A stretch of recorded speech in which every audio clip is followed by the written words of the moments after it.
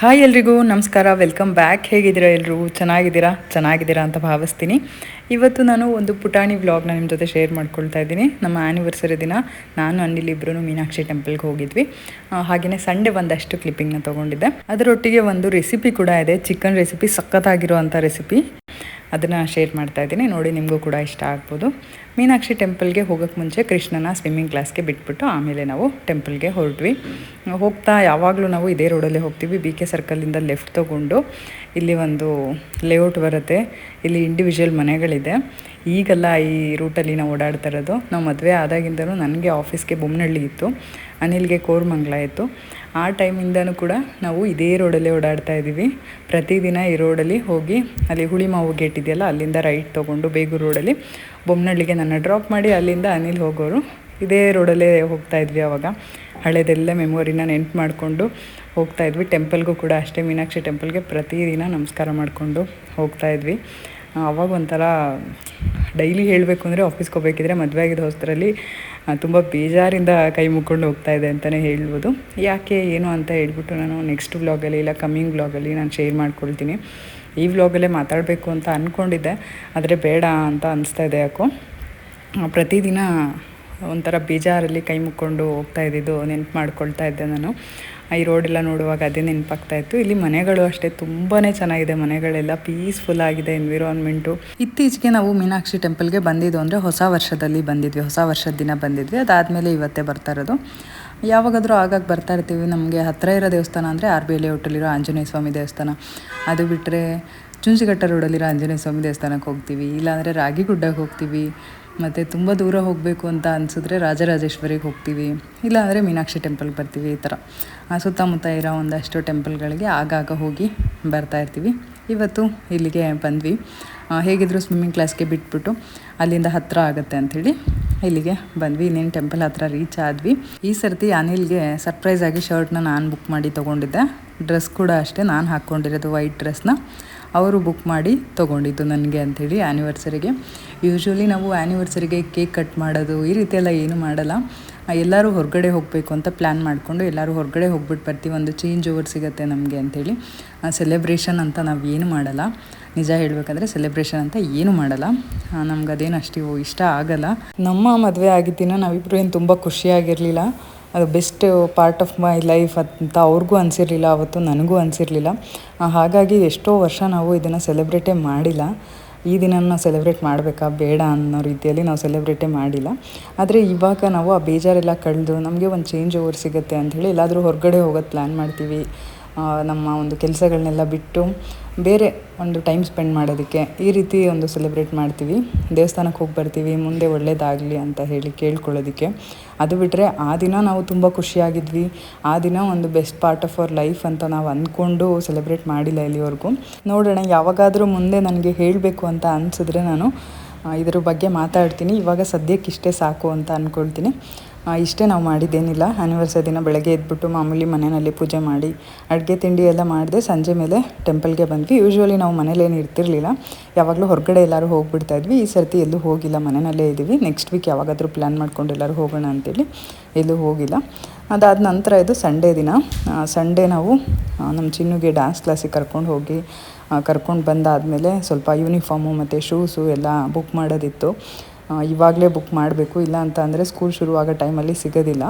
ಹಾಗಾಗಿ ಯೂನಿಫಾರ್ಮ್ ಎಲ್ಲ ಬುಕ್ ಮಾಡಿದ್ವಿ. ಹಾಗೆಯೇ ಶೂಸು ಹಳೇದಾಗಿತ್ತು, ಅವಳಿಗೆ 2 ವರ್ಷ ಆಗಿತ್ತು ತೊಗೊಂಬಿಟ್ಟು. ಹಾಗಾಗಿ ಅವಳಿಗೆ ಹೊಸ ಶೂಸ್ ತೊಗೋತಾ ಇದ್ದೀವಿ. ನಮ್ಮ ಕೃಷ್ಣಂಗೆ ಯೂನಿಫಾರ್ಮ್ ಎಲ್ಲ ಏನು ಜಾಸ್ತಿ ತೊಗೊಳೋದಿರಲ್ಲ. ಅವನಿಗೆ ನಮ್ಮ ಚಿನ್ನದೇ ಆಗುತ್ತೆ ಯೂನಿಫಾರ್ಮ್ ಎಲ್ಲ. ಶೂಸ್ ಕೂಡ ಅಷ್ಟೇ ಇವಳದೇ ಆಗುತ್ತೆ. ಅವನಿಗೆ ವೈಟ್ ಶೂಸು ಅವನಿಗೆ ಮ್ಯಾಚ್ ಆಗುತ್ತೆ, ಕರೆಕ್ಟ್ ಆಗ್ತಾಯಿದೆ ಅವನಿಗೆ. ಬ್ಲ್ಯಾಕ್ ಶೂಸ್ ಮಾತ್ರ ತೊಗೋಬೇಕು. ಇವಳದು ಬ್ಲ್ಯಾಕ್ ಶೂಸು ಹಳೇದಾಗಿದೆ ಅಲ್ಲ, ಹಾಳಾಯಿತು. ಹಳೇದೇ ಯೂಸ್ ಮಾಡ್ತಾಯಿದ್ದ ಅವನು ಒಂದು 2-3 ಮಂತ್ಸ್ ಯೂಸ್ ಮಾಡಿ ಹಾಳು ಮಾಡ್ದೆ. ಮತ್ತೆ ಅವನಿಗೆ ಹೊಸದು ಕೊಡಿಸಿದ್ವಿ ಲಾಸ್ಟ್ ಇಯರು, ಅದನ್ನು ಕೂಡ ಹಾಳು ಮಾಡ್ಕೊಂಡಿದ್ದಾನೆ ಅವನು. ಇವಾಗ ಕಂಪ್ಲೀಟ್ಲಿ ಅದು ಹಾಕೋಕ್ಕೆ ಬರಲ್ಲ, ಆ ರೀತಿ ಮಾಡ್ಕೊಂಡಿದ್ದಾನೆ. ಇವಾಗ ಮತ್ತೆ ಅವನಿಗೆ ಹೊಸದು ತೊಗೋಬೇಕು. ನಾಳೆ ಅವನ್ನ ಕರ್ಕೊಬಂದು ತೊಗೊಳ್ಳೋಣ ಅಂಥೇಳಿ ಇವತ್ತು ಇವಳಿಗೆ ತೊಗೊಳ್ತಾ ಇದ್ದೀವಿ. ಯೂನಿಫಾರ್ಮ್ ಕೂಡ ಮೆಜರ್ಮೆಂಟ್ ಎಲ್ಲ ಕೊಟ್ಟಿದ್ದೀವಿ. May first week or second ವೀಕಲ್ಲಿ ಸಿಗುತ್ತಂತೆ. ಆಮೇಲೆ ಶೂಸ್ ತೊಗೊಂಡ್ವಿ, ವೈಟು ಮತ್ತು ಬ್ಲ್ಯಾಕು ಎರಡು ಇವಾಗಲೇ ತೊಗೊಂಡ್ಬಿಟ್ಟು ಹೋದ್ವಿ. ಬ್ಯಾಗ್ ಒಂದು ತೊಗೋಬೇಕು. ಬ್ಯಾಗ್ನ ಇನ್ನೇನು ಸ್ಕೂಲ್ ಶುರು ಆಗುತ್ತೆ ಅನ್ನೋ ಟೈಮಲ್ಲಿ ತೊಗೊಳ್ಳೋಣ ಅಂತ ಅಂದ್ಕೊಂಡಿದ್ವಿ. ಇಲ್ಲ ಆನ್ಲೈನಲ್ಲಿ ನೋಡಿಬಿಟ್ಟು ಆಮೇಲೆ ತೊಗೊಳ್ಳೋಣ ಅಂತ ಅಂದ್ಕೊಂಡ್ವಿ. ಇಲ್ಲಿ ಬ್ಯಾಗು ಕೂಡ ಇತ್ತು. ಅಂದರೆ ಇದು ಸ್ಕೂಲ್ದು ಒಂದು ಫ್ರ್ಯಾಂಚೈಸಿ ಅಲ್ಲ, ಇದು ಏನಂತಾರೆ ಅದಕ್ಕೆ ಸ್ಕೂಲವರಿಂದನೇ ಒಂದು ಹೊರಗಡೆ ಒಂದು ಏನಪ್ಪ ಏಜೆನ್ಸಿ ಥರ ಯೂನಿಫಾರ್ಮು ಕೊಡೋದಕ್ಕೆ ಏಜೆನ್ಸಿ ಮಾಡ್ಕೊಂಡಿದ್ದಾರೆ. ಇಲ್ಲೇ ಯೂನಿಫಾರ್ಮ್ ತೊಗೋಬೇಕು. ಶೂಸು ಬ್ಯಾಗು ನಾವು ಎಲ್ಲರೂ ತೊಗೋಬೋದು, ಬಟ್ ಟ್ರೈ ಮಾಡೋಣ ಇಲ್ಲಿ ಚೆನ್ನಾಗಿರುತ್ತಾ. ಯಾವಾಗಲೂ ಬಾಟಾನೇ ತೊಗೊಳ್ತಾ ಇದ್ವಿ ನಾವು. ಈ ಸರಿ ಲಿಬರ್ಟಿ ಹೆಂಗಿರುತ್ತೆ ನೋಡೋಣ ಅಂಥೇಳಿ ತೊಗೊಂಡಿದ್ದೀವಿ. ಶೂಸ್ ಬಂದುಬಿಟ್ಟು ಎಷ್ಟಾಯಿತು, 900 ಏನೋ ಆಯಿತು. ಬ್ಯಾಗು ಬಂದು 1500 ಹೇಳಿದ್ರು. ಇದು ಅಮೇರಿಕನ್ ಟೂರಿಸ್ಟರು. ನೋಡೋಣ ಬೇರೆ ಕಡೆನೂ ಏನು ಪ್ರೈಸ್ ಇದೆ ಆಮೇಲೆ ತೊಗೊಳ್ಳೋಣ ಅಂಥೇಳಿ ಬಿಟ್ಬಿಟ್ಟು ಬಂದ್ವಿ. ಹಾಗೆಯೇ ಇವತ್ತು ಮನೆಯಲ್ಲಿ ಚಿಕನ್ ಸ್ಪೆಷಲ್ ಮಾಡಿದ್ದೆ. ಇವತ್ತು ಮೊಟ್ಟೆ ಕೋಳಿ ಸಾರು, ಹಾಗೆಯೇ ಗ್ರೀನ್ ಚಿಕನ್ ಅಥವಾ ಚಿಲ್ಲಿ ಚಿಕನ್ ಅಂತ ಹೇಳ್ಬೋದು. ಚಿಲ್ಲಿ ಚಿಕನ್ ಗ್ರೇವಿ ಥರ ಮಾಡಿದ್ದೆ, ಅಂದರೆ ಫ್ರೈ ಥರ ಲೈಟಾಗಿ ಗ್ರೇವಿ ಟೈಪ್ ಮಾಡಿದೆ. ತುಂಬಾ ಚೆನ್ನಾಗಾಗಿತ್ತು. ಇದರ ರೆಸಿಪಿ ಕೂಡ ಶೇರ್ ಮಾಡ್ತಾ ಇದ್ದೀನಿ. ನೀವು ಕೂಡ ನೋಡಿ, ನಿಮಗೂ ಕೂಡ ಇಷ್ಟ ಆಗ್ಬೋದು. ಟ್ರೈ ಮಾಡಿ ಹೇಗೆ ಬಂತು ಅಂತ ಕಮೆಂಟ್ ಮಾಡಿ ತಿಳಿಸಿ, ಓಕೆನಾ. ಇದಕ್ಕೆ ನಾನಿಲ್ಲಿ ಒಂದು 2 ಈರುಳ್ಳಿನ ತೊಗೊಂಡಿದ್ದೀನಿ. ಒಂದು ಅರ್ಧ kg ಅಷ್ಟು ಚಿಕನ್ ಅಷ್ಟೇ ತೊಗೊಂಡಿದ್ದು. ಅದಕ್ಕೆ ಒಂದು 2 ಈರುಳ್ಳಿ ತೊಗೊಂಡಿದ್ದೀನಿ. ಒಂದು 4ರಿಂದ 5 ಹಸಿಮೆಣಸಿನ್ಕಾಯಿ, ಹಾಗೆಯೇ ಒಂದು 2 ಬೆಳ್ಳುಳ್ಳಿ, ಒಂದು ಸ್ವಲ್ಪ ಶುಂಠಿ, ಅವೆಲ್ಲದನ್ನು ನೀಟಾಗಿ ರೆಡಿ ಮಾಡ್ಕೊಂಡು ಇಟ್ಕೊಂಡಿದ್ದೆ. ಅನಿಲ್ ಇವಾಗ ಅದನ್ನೆಲ್ಲ ಮಿಕ್ಸಿ ಜಾರ್ಗೆ ಹಾಕ್ತಾಯಿದ್ದಾರೆ. ಒಂದು ಸ್ವಲ್ಪ ಪುದೀನ, ಒಂದು ಸ್ವಲ್ಪ ಕೊತ್ತಂಬರಿ, ಇಷ್ಟನ್ನು ಹಾಕಿ ಚೆನ್ನಾಗಿ ನೈಸಾಗಿ ರುಬ್ಕೋಬೇಕು. ಇವತ್ತು ಅನಿಲ್ ಅಡುಗೆ ಮನೆಗೆ ಬಂದು ಸ್ವಲ್ಪ ಹೆಲ್ಪ್ ಮಾಡ್ತಾಯಿದ್ದಾರೆ. ನಾನು ಚಿಕನ್ ಮಾಡ್ತೀನಿ ಅಂತ ಹೇಳಿ. ನಾನು ಮಾಡಿರೋದಕ್ಕೆ ತುಂಬ ಚೆನ್ನಾಗಾಗಿದೆ ಇದು ಅಂತ ಕೂಡ ಹೇಳ್ತಾಯಿದ್ರು. ಲಾಸ್ಟಲ್ಲಿ ನೀವು ಬೇಕಾದರೆ ನೋಡಿ, ಅದನ್ನು ಕೂಡ ಕ್ಯಾಪ್ಚರ್ ಮಾಡಿದ್ದೀನಿ. ಅವ್ರು ಮಾಡಿರೋದಕ್ಕೆ ತುಂಬ ಚೆನ್ನಾಗಾಗಿದೆ ಅಂತೆ ಚಿಕನು. ಇನ್ಮೇಲಿಂದ ಅವ್ರ ಹತ್ರನೇ ಅಡುಗೆ ಮಾಡಿಸೋಣ ಅಂತ ಅಂದ್ಕೊಂಡಿದ್ದೀನಿ. ನೀವೆಲ್ಲ ಅಂದ್ಕೋಬೋದು, ಹೊಸತೊಡ್ಕು ಮಾಡಿಲ್ವಾ ನೀವು, ಇವತ್ತು ಮಾಡ್ತಾಯಿದ್ದೀರಾ ಸಂಡೇ ನಾನ್ ವೆಜ್ ಅಂಥೇಳಿ. ನಮ್ಮ ಮನೇಲಿ ನಾನ್ ವೆಜ್ ಈ ಬೇಸಿಗೆನಲ್ಲಿ ತಿನ್ನೋದು ತುಂಬಾ ಕಡಿಮೆ. ಇವತ್ತು ಅಷ್ಟೇ ಬರೀ 1.5 kg 2 kg ಅಷ್ಟೇ ತಂದಿದ್ದು. ಒಂದು ಅರ್ಧ kg ಇದಕ್ಕೆ ಫ್ರೈ ಮಾಡೋದಕ್ಕೆ, ಒಂದು ಕೋಳಿನ, ಇದು ಮೊಟ್ಟೆ ಕೋಳಿನ ಸಾರು ಮಾಡೋದಕ್ಕೆ ತೊಗೊಬಂದಿದ್ವಿ. 2 ಟೈಮ್ ಕರೆಕ್ಟಾಗಿ ಆಗೋಷ್ಟು ತಿಂದ್ವಿ ಅಷ್ಟೇ. ಜಾಸ್ತಿ ನಾನ್ ವೆಜ್ ತಿನ್ನಲ್ಲ ಬೇಸಿಗೆಲಿ ನಾವು. ಹೊಸತೊಡ್ಕು ತಿನ್ನೋಕೆ ಎಷ್ಟೊಂದು ರಶ್ ಇತ್ತು. ಅದರಲ್ಲೂ ಅನಿಲ್ ಆಫೀಸ್ಗೆ ಹೋಗಬೇಕಾಗಿತ್ತು. ನಾನು ಕೂಡ ಅವತ್ತು ಬರ್ತಡೇ ಇತ್ತಲ್ವ, ದೇವಸ್ಥಾನಕ್ಕೆಲ್ಲ ಹೋಗಿದ್ವಲ್ವ, ಹಾಗಾಗಿ ನಾನ್ ವೆಜ್ ಏನು ಮಾಡಲಿಲ್ಲ ಅವತ್ತು. ಇವಾಗ ಬ್ಯಾಕ್ ಟು ರೆಸಿಪಿ. ನಾನಿಲ್ಲಿ ಸ್ಟವ್ ಮೇಲೆ ಒಂದು ಕಡಾಯಿ ಇಟ್ಕೊಂಡು ಅದಕ್ಕೆ ಸ್ವಲ್ಪ ಎಣ್ಣೆ ಹಾಕಿ 1 ಈರುಳ್ಳಿ ಹಾಗೆಯೇ ಒಂದು 4 ಹಸಿಮೆಣಸಿನ್ಕಾಯಿನ ಕಟ್ ಮಾಡಿಕೊಂಡು ಹಾಕ್ಕೊಳ್ತಾ ಇದ್ದೀನಿ. ಇದನ್ನು ಚೆನ್ನಾಗಿ ಫ್ರೈ ಮಾಡ್ಕೋಬೇಕು. ಈ ಕಡೆ ಸಾರು ಕೂಡ ಆಲ್ರೆಡಿ ನಾನು ರೆಡಿ ಮಾಡಿ ವಿಷಲ್ ಕೂಗ್ಸೋದಕ್ಕೆ ಇಟ್ಬಿಟ್ಟಿದ್ದೆ. ಸಾಂಬಾರು ಫಸ್ಟ್ ರೆಡಿ ಮಾಡಿ, ಅದಾದ ನಂತರ ಇವತ್ತು ಇದು ಗ್ರೀನ್ ಚಿಕನ್ನ ಮಾಡ್ತಾ ಇರೋದು. ಫ್ರೈ ಮಾಡೋಣ ಇಲ್ಲ ಬೇರೆ ಏನಾದ್ರು ಪೆಪ್ಪರ್ ಚಿಕನ್ ಮಾಡೋಣ ಅಂತ ಅಂದ್ಕೊಂಡೆ. ಪೆಪ್ಪರ್ ಚಿಕನ್ ಅಂತ ಅಂದರೆ ಸ್ವಲ್ಪ ಜಾಸ್ತಿ ಹೀಟ್ ಆಗುತ್ತೆ ಇನ್ನು ಅಂಥೇಳಿ ಈ ರೀತಿ ಮಾಡ್ತಾಯಿದ್ದೀನಿ. ಇವತ್ತು ಮುದ್ದೆ ಬೇರೆ ಇರಲಿಲ್ಲ. ಯಾವಾಗಲೂ ನಮ್ಮ ಮನೇಲಿ ಮುದ್ದೆ ಇಲ್ಲದೆ ಇರೋದೇ ಇಲ್ಲ.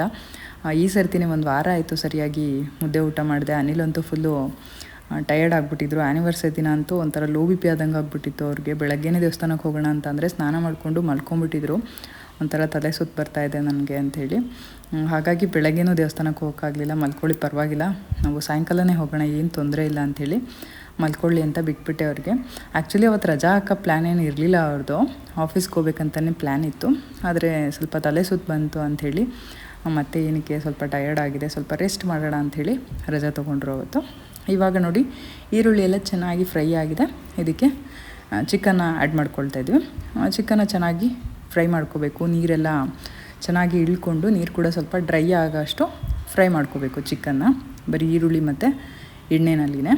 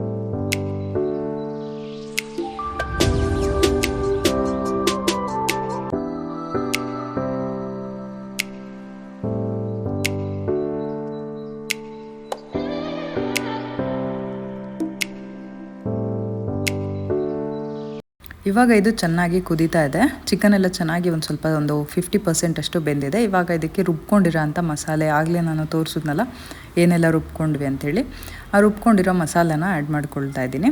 ಅದನ್ನು ಆ್ಯಡ್ ಮಾಡಿಕೊಂಡು ಚೆನ್ನಾಗಿ ಮಿಕ್ಸ್ ಮಾಡಿಕೊಂಡು ಮುಚ್ಚಳ ಮುಚ್ಚಿ ಬೇಯಿಸಿದ್ರೆ ಆಯಿತು. ಇದಕ್ಕೆ ಸ್ವಲ್ಪ ಪೌಡರ್ಸ್ನ ಆ್ಯಡ್ ಮಾಡಬೇಕಲ್ವ.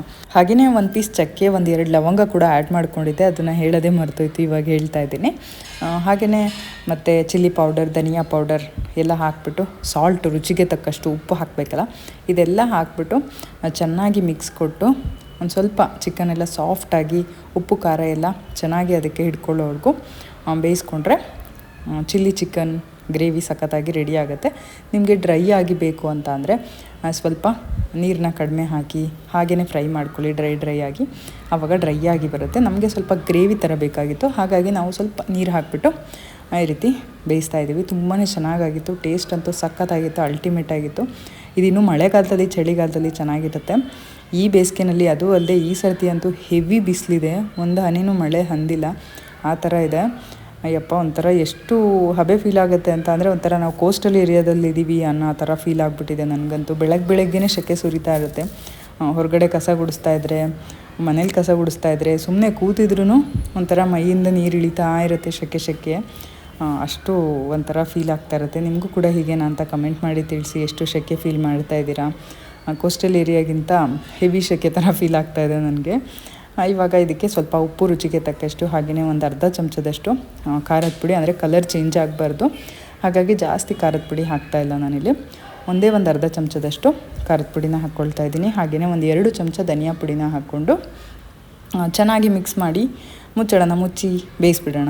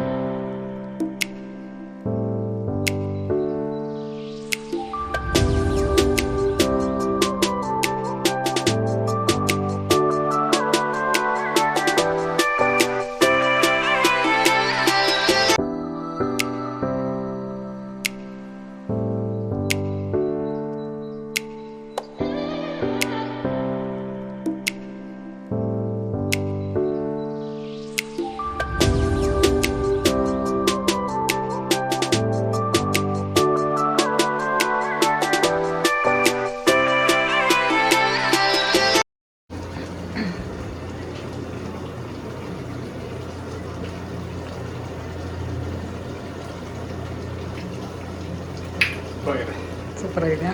ಕೈ ತೊಳ್ಕೊಳ್ಳಿ ಇವಾಗ, ಮುಚ್ಚಿ. ಇವಾಗ ಚೆನ್ನಾಗಿದೆಯಾ? ಮುಚ್ಚಿ ಇವಾಗ,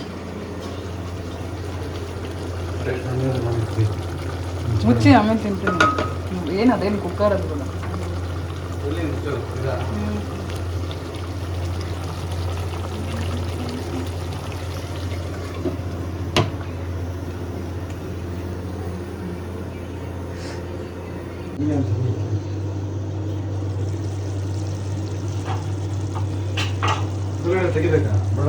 ತೆಗೀರಿ ಸಿಕ್ಕ. ಇವಾಗ ಚಿಲ್ಲಿ ಚಿಕನ್ ರೆಡಿ ಆಗಿದೆ. ಇದಕ್ಕೆ ಸ್ವಲ್ಪ ನಿಂಬೆಹಣ್ಣನ್ನು ಒಂದು ಹೋಳು ಹಿಂಡ್ತಾ ಇದ್ದೀನಿ. ಅದ್ರ ಜೊತೆಗೆ ಒಂದು ಸ್ವಲ್ಪ ಪುದೀನ ಹಾಕ್ತಾಯಿದ್ದೀನಿ. ಕೊತ್ತಂಬರಿ ಸೊಪ್ಪು ಹಾಕಬೇಕಾಗಿತ್ತು ಮೇಲೆ, ಆದರೆ ಕೊತ್ತಂಬರಿ ಸೊಪ್ಪು ಖಾಲಿ ಆಗೋಯಿತು, ಅದಕ್ಕೆ ಪುದೀನ ಇತ್ತು, ಪುದೀನನೇ ಸ್ವಲ್ಪ ಹಾಕ್ತಾಯಿದ್ದೀನಿ. ಹಾಕ್ಬಿಟ್ಟು ಸರ್ವ್ ಮಾಡಿದ್ರೆ ಆಯಿತು. ಇದರೊಟ್ಟಿಗೆ ಇವತ್ತಿನ ವಿಡಿಯೋ ಕೂಡ ಮುಗಿಸ್ತಾ ಇದ್ದೀನಿ. ನಿಮಗೆಲ್ಲ ಈ ಒಂದು ಪುಟಾಣಿ ವ್ಲಾಗ್ ಇಷ್ಟ ಆಗಿದರೆ ಲೈಕ್ ಮಾಡಿ, ಶೇರ್ ಮಾಡಿ ಹಾಗೂ ಕಮೆಂಟ್ ಮಾಡಿ. ಮತ್ತು ನೀವಿನ್ನ ನನ್ನ ಚಾನಲ್ನ ಸಬ್ಸ್ಕ್ರೈಬ್ ಮಾಡ್ಕೊಳ್ಳದೆ ಹಾಗೆ ನೋಡ್ತಾ ಇದ್ದರೆ ಸಬ್ಸ್ಕ್ರೈಬ್ ಮಾಡ್ಕೊಳ್ಳಿ ಹಾಗೂ ಸಪೋರ್ಟ್ ಮಾಡಿ. ನಿಮ್ಮ ಪ್ರೀತಿ ಪ್ರೋತ್ಸಾಹ ಸದಾ ಇರಲಿ. ಬರಲಾ? Bye, see you, thank you for watching.